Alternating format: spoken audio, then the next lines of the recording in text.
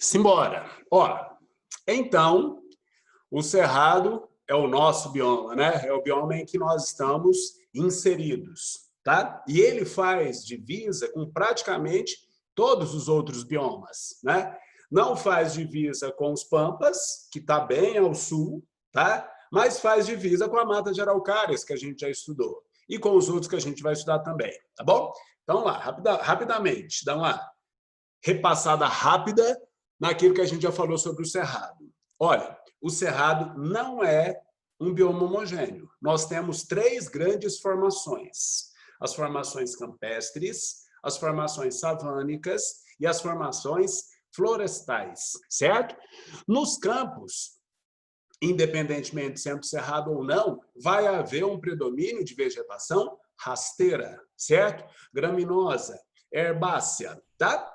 E aqui no Cerrado, eu mostrei para vocês que tem o campo limpo, o campo sujo e o campo rupestre, né? No campo limpo, nós vamos encontrar uma cobertura arbórea, ou seja, uma presença de árvores que vai no máximo a 1%, ou seja, não tem árvores praticamente, tá? Lembra muito os campos sulinos, né? Já no campo sujo, essa distribuição, essa presença de arvoretas é um pouco mais pronunciada, podemos chegar até cerca de 5%, né? Seja o campo limpo, seja o campo sujo, nós vimos que tem a subdivisão em três tipos, certo? O úmido, o seco e o com murundus. E o campo rupestre é uma formação bem particular, devido à grande presença de afloramentos rochosos, além do terreno ser normalmente bastante elevado e irregular, tá? Por ser um ambiente muito particular, nós vamos encontrar uma alta taxa de endemismo, ou seja, de espécies que só acontecem naquele local, tá bom? Muito bem. E aí a gente falou um pouquinho também sobre o cerrado senso estrito, ou sentido restrito, que é essa formação savânica mais comum que a gente encontra do cerrado, tá? Em que existem árvores de pequeno porte também, tá certo? Com os galhos tortuosos, e são espécies muito bem adaptadas às características particulares do local, como um regime de chuvas muito bem pronunciado. Então, vamos voltar no tempo, né? Imagina que a gente está lá nas primeiras séries lá do ensino infantil. E aí a professora ou professor vai ensinar para a gente as estações do ano, né? Primavera, verão, outono, etc. Se eu te perguntar na sua prova, ecologicamente falando, quantas são as estações que existem no Cerrado? Você não vai falar de primavera, você não vai falar de verão, outono e inverno. Ecologicamente, nós no Cerrado temos duas estações. Duas. Estação seca e estação chuvosa, certo? Nós estamos dando tchau para a estação seca, felizmente, e estamos entrando na estação chuvosa. Então, essa distribuição pluviométrica, ela é muito bem... Alguém me chamou? Não? Então, olha, de março até setembro, nós temos uma estação seca, tá bom? E de outubro até fevereiro, nós temos a estação chuvosa. Então, as plantas elas têm que ter adaptações, e claro, os animais também, a essa demarcação muito nítida na pluviosidade, né? E como existe uma vegetação rasteira que fica muito seca, é muito fácil de pegar fogo, né? Então, olha, já temos muitas informações referentes ao Cerrado. A Ana me mandou no privado uma mensagem para eu voltar os slides, para que pudesse dar print, etc. Vou fazer diferente. Hoje, terminando essa aula, eu vou mandar esses slides para a coordenação e pedir que eles sejam disponibilizados para vocês, para quem tiver interesse, tá bom? Beleza. Então, para continuar, vamos fazer como nós fizemos no começo do horário anterior. Vamos pensar juntos aqui em um exercício. O que ficou faltando, né? Eu fiz uma listinha de 3 exercícios, 2 nós já fizemos, e dá uma olhada nesse terceiro junto comigo aqui, ó, por favor. Tirando isso aqui daqui, pronto. Vamos lá. No estado de Goiás, exercício, eu acho que dá o EG, esse aí, viu? Caiu no EG. No estado de Goiás, observa-se como vegetação característica e predominante o cerrado. E um detalhe, pessoal, pensando quando você for fazer uma prova aberta, se você for se referir ao cerrado enquanto bioma, assim, pecando pelo excesso, né? Buscando a resposta perfeita, escreva com a inicial maiúscula. Tem algumas regrinhas, né? Tem algumas regrinhas. Nome de bioma, seria interessante que você escrevesse com a inicial maiúscula, tá bom? Que ocupa cerca de 23% do território brasileiro, sendo o segundo maior bioma do país em área, perdendo apenas para a Amazônia, né? As sentenças seguintes dizem respeito à vegetação do cerrado. Vamos lá. Primeiro, as árvores do cerrado, em geral, possuem casca grossa, ok? Folhas rígidas, né? Dei até o exemplo daquela planta que, pela característica da folha, é popularmente chamada de lixeira. Lembra uma lixa, né? E pilosa, ou seja, com muitos pelos, ok? E aspecto tortuoso, não é isso? Os galhos todos tortos. O que é determinado pela restrição de água no solo. Aí, A1 já ficou errado, né? Porque, olha só, essas características estão mais relacionadas à disponibilidade de nutrientes do solo, certo? Do que a disponibilidade de água. Porque quando fala restrição de água, fica parecendo que não tem água. Mas, na verdade, a água tem. Essa água ela pode ser de difícil acesso. Ela pode estar muito profunda, tá? E, para isso, o que a planta faz? Ela investe em raízes, certo? E essa disponibilidade de água do solo elevada, né? Já conversei isso com vocês, faz com que o cerrado tenha um codinome, algumas formações, né? Que é Caixa d'Água do Brasil. Então, nós vamos voltar nesse exercício depois que você der uma olhada nesse videozinho que fala exatamente sobre isso, sobre a disponibilidade de água no cerrado. Segundinho, por favor.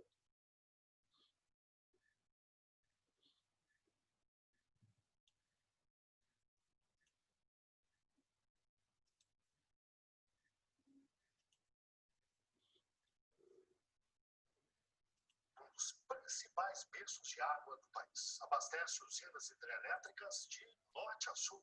Também tem grandes reservas subterrâneas de água doce, mas está ameaçado. Com o avanço do agronegócio e o uso desordenado do solo, o cerrado é o bioma que mais sofreu nas mãos do homem depois da Mata Atlântica. É o que você vai ver hoje na série Água, do descaso à escassez.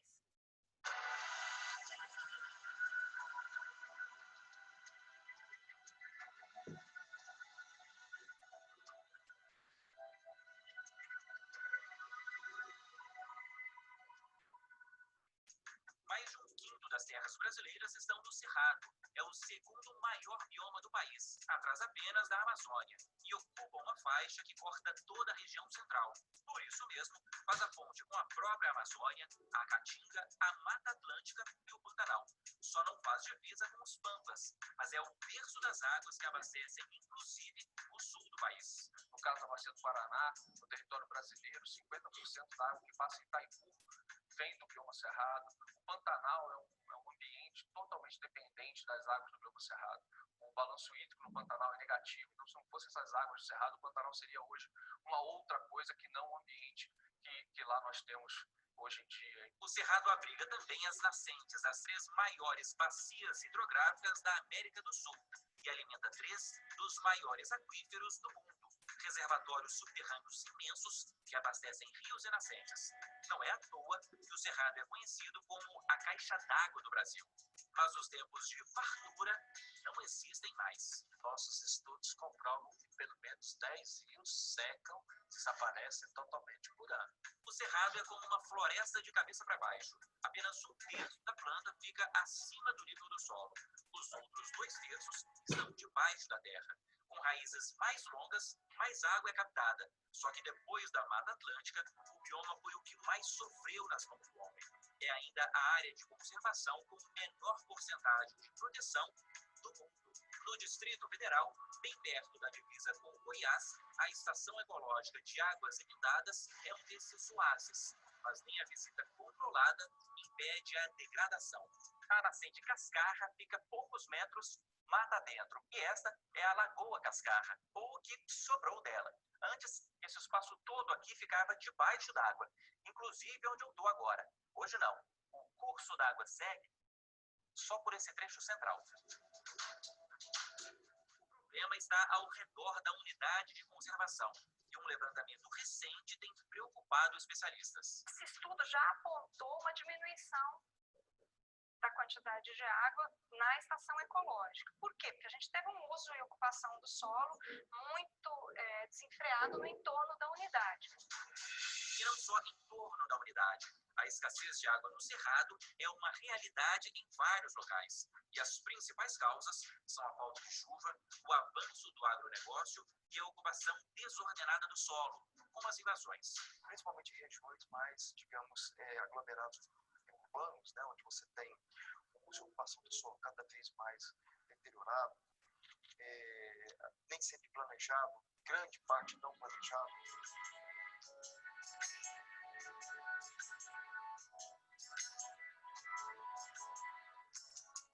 Este pesquisador que fundou em Goiânia um instituto dedicado ao Cerrado culpa o avanço do agronegócio. São vários fatores, né? Mas o principal deles foi a retirada da cobertura vegetal natural nativa. E isso se deu em função de um modelo econômico desenfreado que incentivou a produção maciça de monoculturas no Cerrado, que demanda uma grande quantidade de água. Já este professor discorda e diz que a perda de água na agricultura brasileira é de 25%, quase metade do que é desperdiçado em outros países. Mas admite que é preciso ser mais eficiente. A agricultura irrigada, ela bem controlada, tem possibilidade de ter eficiências superiores a 90%, 95%. Segundo a Organização das Nações Unidas, a produção de alimentos é responsável por 72% do consumo de água no país. Mas os números estão dentro da média mundial. O mundo inteiro é entre 60% e 70%, então 72% está dentro dos patamares esperados para um país em desenvolvimento e com uma agricultura que tem mais de 6 milhões de hectares de irrigação, né? Só que foi nos campos do Cerrado que a falta d'água chegou primeiro. Apesar das chuvas recentes, a zona rural sofreu no começo do ano. Foram mais de 20 dias consecutivos de calor intenso e nenhuma gota d'água. Toda essa área amarela e verde da plantação é a considerada normal. Já o trecho cinza, ao longo, também aqui da plantação, é o trecho que queimou. É a planta de soja que queimou. A gente tem vários exemplos. Aqui perto há alguns da vagem da soja. Há poucos grãos aqui dentro ou nenhum. É a prova do prejuízo do agricultor. Como não tem sistema de irrigação, o Clóvis depende da chuva. Sem água na hora certa, ele perdeu parte da produção. São perdas, né? Perdas de 20%, 30%, 40%, dependendo da área. A gente está numa área de soja, que você perdeu aqui. Aqui a gente estima mais ou menos de 20% a 30% ou mais.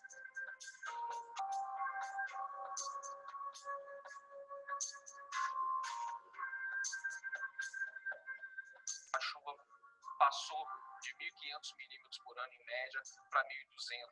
Além disso, nós temos percebido uma tendência de encurtamento desse período de chuva, ou seja, um alastramento do período de seca. Isso muda bastante o ciclo hidrológico, faz com que nossos solos fiquem mais secos, o lençol freático desça, seja rebaixado, e isso afeta diretamente em todo o regime de vazão de nossos rios. Com toda essa ameaça ao cerrado e a preservação da água no país, todos os setores devem trabalhar juntos na manutenção do bioma. É claro que tem que ter agricultura, porque senão eu vou comer o quê?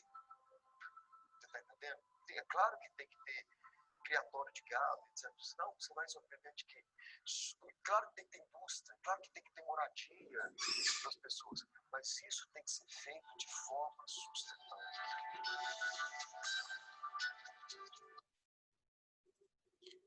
Então, muito bem. Olha só, ele começa comparando o Cerrado com a Amazônia em termos de degradação, né? Não sei quem dá a parte física de geografia para vocês, mas provavelmente quem dá essa parte já deva ter citado o termo hotspot.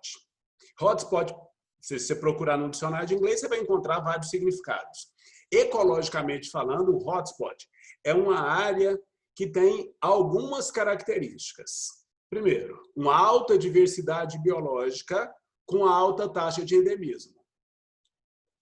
E essa área com alta diversidade e alta taxa de endemismo está sendo altamente degradada pelas atividades humanas, pelas atividades antrópicas.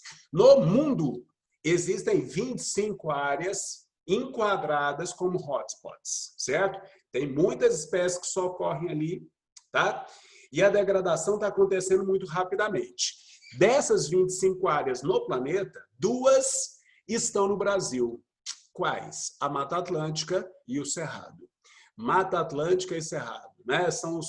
Todos os nossos biomas sofrem, como o professor disse aí, né? Em países em desenvolvimento, é muito difícil de se atingir o tão sonhado desenvolvimento sustentável.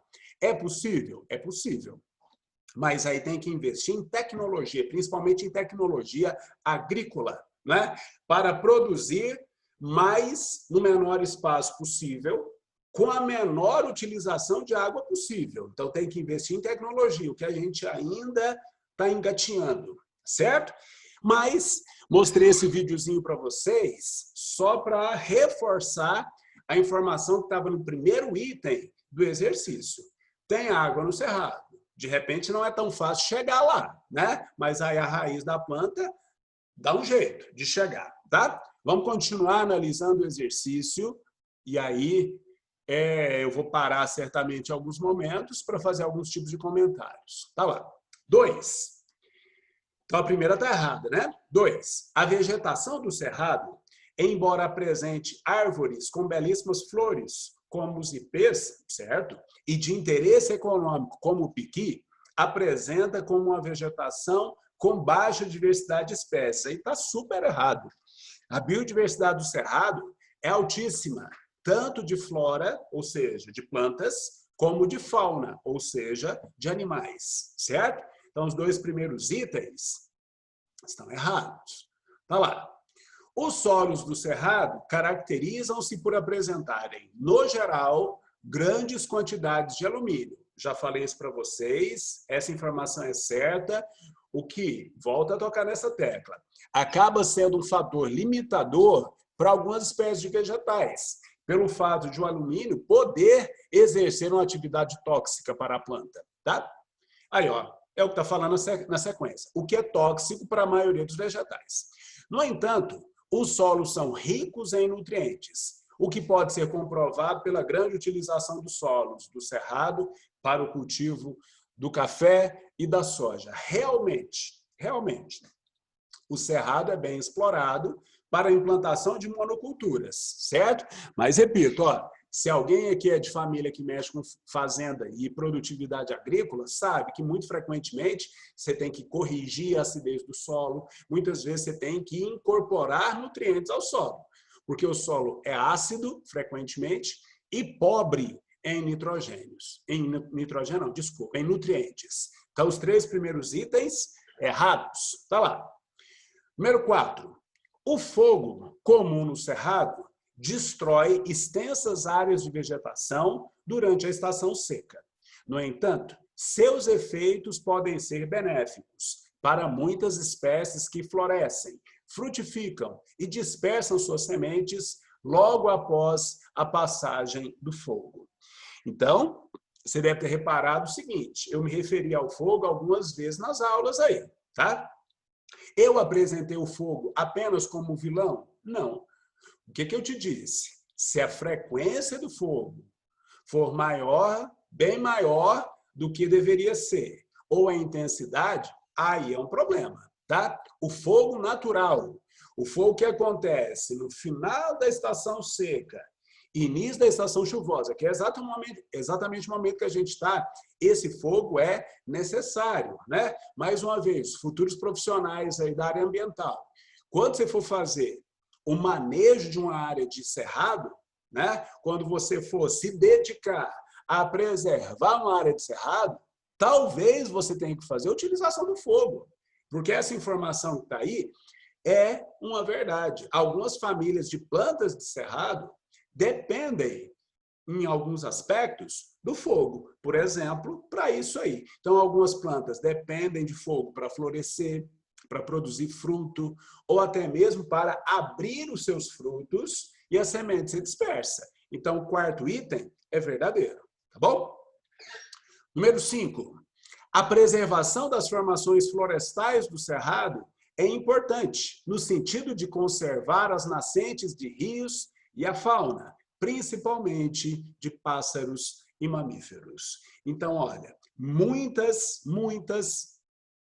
nascentes de rios são encontradas em região do cerrado. Você viu o pesquisador falando, até mesmo o Pantanal, que é uma área que tem uma disponibilidade altíssima de água, depende de um aporte, depende de um fornecimento de água proveniente de nascentes do cerrado. E muitas nascentes de cerrado se encontram nesse tipo de fitofisionomia aqui, ó, quer ver? Dá uma olhada. Que são as veredas. Olha só, as veredas comumente encontradas no cerrado são áreas de preservação permanente, tá? Áreas de preservação permanente. Tem uma diferença, pessoal, entre conservação e preservação. Eu acho que na semana passada, eu até toquei nessa tecla e pedi que vocês dessem uma olhada. Não sei se alguém chegou a fazer isso. Uma unidade de conservação, ela pode até ser explorada, certo? Desde que sejam mantidas as características originais do local, não é? Com reposição de espécies, certo? Com exploração muito bem manejada. Agora, uma unidade de preservação se aproxima daquilo que a gente conhece como santuário, não é? Quem gosta de viajar aí, você já deve ter ido em unidades de conservação. Mas eu acho improvável que você tenha ido numa unidade de preservação, que normalmente é aberta para pesquisadores, né? Não tem abertura para turismo, né? Então, áreas de veredas, muitas delas são áreas que deveriam ser intocadas, tá? Beleza. Ó, então, nas veredas, nós vamos encontrar um predomínio desse tipo de palmeira aqui.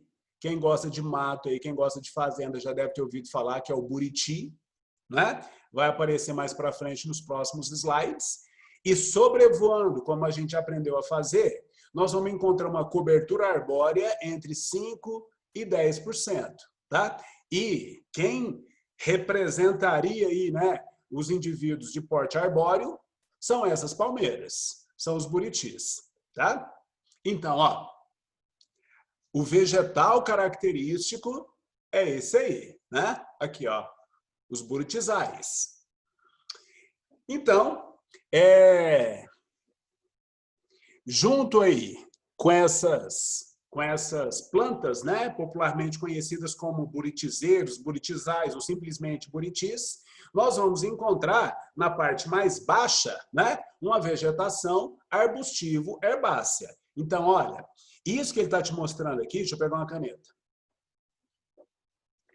Isso que ele está mostrando aqui, ó, nesse intervalo, ó, daqui até aqui, nesse intervalo A, daqui até aqui, nesse intervalo B, ou seja, entre as palmeiras, o que a gente encontraria no solo? O que você está vendo aí, não é? Uma vegetação rasteira, representada, então, por ervas. Erva, que no caso seria a vegetação, então, do tipo grama, né? Graminácea, e arbustos de pequeno porte. É isso que está escrito aí, né? Então, há uma presença marcante, né? Aos nossos olhos. O que salta aos nossos olhos são os buritizeiros. Mas na parte baixa, sim, nós vamos encontrar espécies arbustivas e herbáceas, certo? E a grandíssima importância ecológica das veredas. Presença de nascentes. Então, muitos rios nascem em regiões de veredas. Você já deve ter ouvido o termo olho d'água, né? Então, normalmente, os olhos d'água estão presentes nas veredas, tá? As veredas, elas apresentam uma borda mais seca e um centro extremamente úmido, tá? Nesse centro da vereda é que muito frequentemente nós encontramos essas nascentes. E é aí que acontece, como eu já havia dito, né, um problema em muitas propriedades rurais. As pessoas levam o gado para essa região para beber água, né? E aí o que pode acontecer, né? Com o pisoteio dessa região pelo gado, acaba compactando, né? E eu não sei se alguém já ouviu, muito frequentemente os moradores das regiões rurais falam assim, tinha um olho d'água aqui, mas ele secou, né?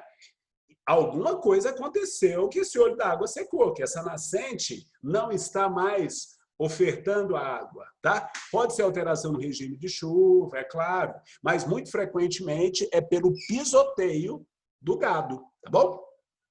E essas áreas de veredas, ecologicamente falando, são berçários naturais. Então, muitas espécies se reproduzem em área de vereda, tá bom? Então, vocês aí, futuros proprietários rurais ou atuais proprietários, né?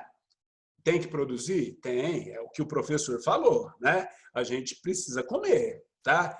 A gente precisa morar, mas vamos procurar fazer isso da forma menos impactante possível, certo? Muito bem.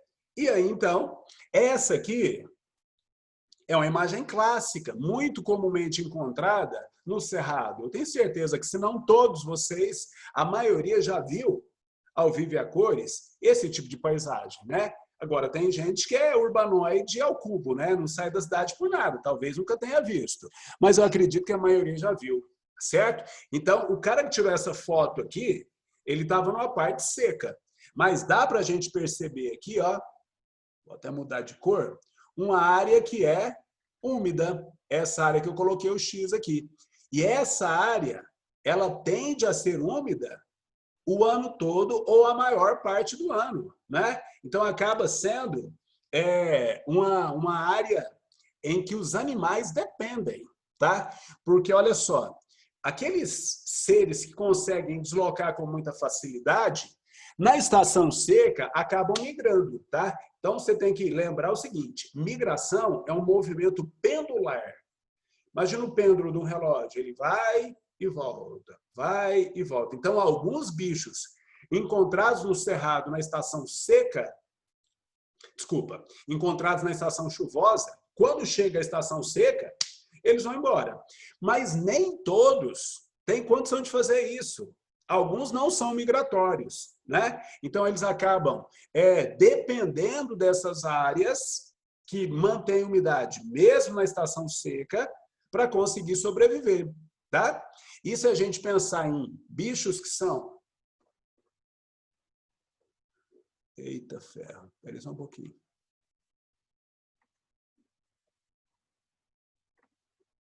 Só deu um bororó aqui, mas vamos lá. Ó, se a gente imaginar essas áreas de vereda que mantém a umidade quase que todo ano, né? Alguns organismos vão ali para reproduzir e outros organismos vão ali para matar a sua sede. Então, isso é muito importante para a manutenção da biodiversidade local, né?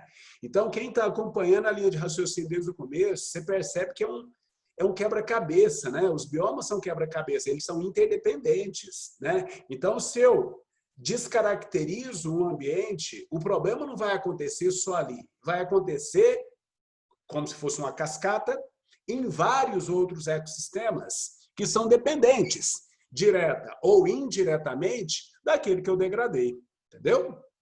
Muito bem, vamos lá. Então, essa é a cara de uma vereda, não é verdade? Imagem, né, que comprova nitidamente a sua importância ecológica. Bom, e no Cerrado existem os campos, existem as savanas e existem as florestas. Essa foto aí, eu acho que ninguém teria dificuldade em responder que isso é uma floresta. O que caracteriza uma floresta? A presença de árvores relativamente altas, em que as suas copas se entrelaçam, formando aquilo que a gente já chamou na semana passada de dossel. Então, as florestas têm a formação de dosséis, entrelaçamento das copas. E esse dossel pode ser contínuo ou não. Bom? Beleza.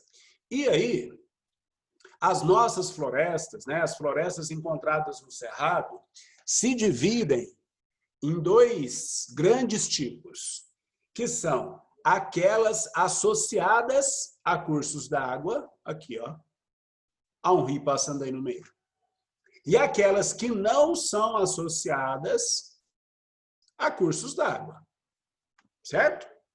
Então, as formações florestais do Cerrado, elas podem ou não ser associadas a corpos d'água. Muito bem, vamos falar primeiro daquelas que são associadas aos cursos d'água. Meio lógico a gente pensar que os solos são úmidos, né? Se estão associados a cursos d'água, talvez o problema de disponibilidade de água não seja tão grande assim, né? Uma vez que são matas situadas muito próximas aos corpos d'água, certo? E alguns autores sugerem que essas florestas do Cerrado, associadas aos cursos d'água, tenham se formado como projeções de vegetais provenientes da Amazônia e da Mata Atlântica. E o próximo slide vai nos mostrar que tem uma comprovação científica disso, né? Antes de mostrar o próximo slide, olha só. Acredita-se que tenha acontecido uma migração de espécies vegetais nesse sentido aqui, ó. Nesse sentido, do sudeste do Brasil para noroeste, ou seja, conectando a Mata Atlântica à Amazônia via Cerrado. Ó, levantamentos florísticos, pessoal, já começou difícil, eu não sei o que é isso. Fazer levantamento é assim, um exemplo besta só para a gente entender. Vamos fazer um levantamento sobre futebol nas primeiras séries do Delta de Anápolis. Então, eu vou perguntar para vocês, para quais times que vocês torcem? Então, estou fazendo levantamento, né? Tantos por cento torce para o Flamengo, tantos por cento torce para o Goiás, tantos por cento torce para o Corinthians e assim por diante. Então, aqui, esse levantamento é um levantamento que me traz como objetivo conhecer as espécies vegetais. Então, o levantamento florístico é a identificação das espécies vegetais de um determinado local, certo? Então, levantamentos da flora constataram que o número considerável de espécies distribui-se desde a floresta amazônica até a Mata Atlântica, cruzando o Cerrado numa rota noroeste e sudeste, através das redes de florestas associadas aos cursos d'água. Vamos entender melhor isso. Vou até apagar. Eu vou fazer a mesma coisa, mas só para entender isso aqui direitinho com vocês. Quando a gente fala em espécies amazônicas, elas não acontecem só na Amazônia. Espécies de Mata Atlântica, elas não acontecem só na Mata Atlântica, tá? Então, o que o slide anterior disse para a gente é assim, que algumas espécies, vou chamar de algumas espécies amazônicas vão até a Mata Atlântica, passando pelo Cerrado.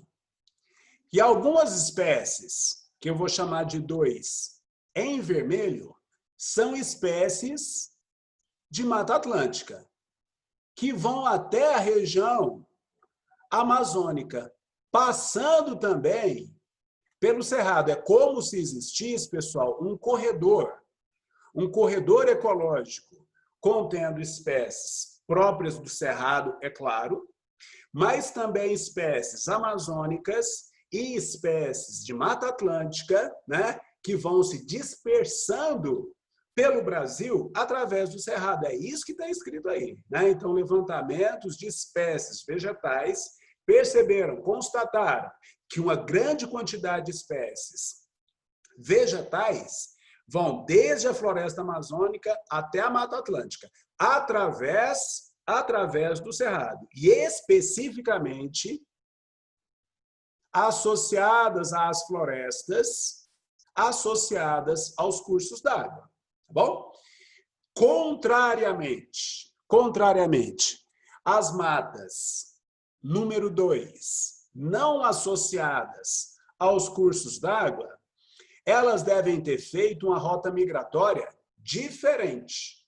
Uma rota migratória diferente. Vamos ver aqui, ó. 2. O 2, então, é uma caracterização das matas não associadas aos cursos d'água. Ó, há uma hipótese de uma possível rota migratória sudoeste-nordeste. Então, numa diagonal contrária à que eu mostrei para vocês agora mesmo, conectando a Caatinga, o Cerrado e o Chaco. Então, a Caatinga estaria mais ou menos aqui assim. Certo? O Chaco, que ele está mostrando aqui para a gente, ó, pega parte da Bolívia, do Paraguai. Estaria mais ou menos aqui assim. Então, as espécies, presta atenção, as espécies florestais do Cerrado não associadas a cursos d'água, aparentemente, são provenientes de uma rota migratória das espécies vegetais desses 2 biomas, da Caatinga e do Chaco, certo?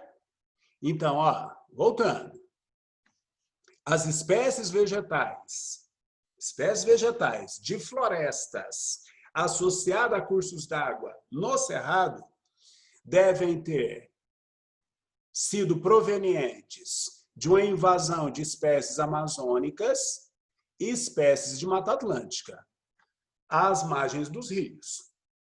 Já as espécies vegetais de florestas não associadas aos cursos d'água devem ter sido provenientes de uma invasão proveniente desse bioma encontrado na Bolívia e no Paraguai, que é o Chaco, e de invasão também de espécies da Caatinga, certo? Essa informação, né, talvez a geografia trabalhe um pouco melhor, tá? Nos mostra, então, realmente, aquilo que eu já havia dito para vocês, né, que é como se fossem diversas engrenagens funcionando juntas, né, e há uma interdependência tremenda entre os diferentes biomas, certo? Nós já vamos aí finalizar. Espero que tenha sido claro para vocês. Como a Ana pediu, eu vou enviar esses slides para a coordenação e pedir para disponibilizarem para vocês. Tá bom? Boas aulas para vocês, fiquem bem, um grande abraço. Tchau, tchau.